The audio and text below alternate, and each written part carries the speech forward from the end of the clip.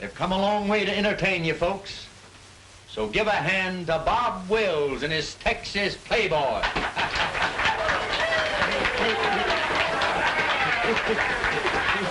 Let her go, Bob. Boys, that Lone Star rag.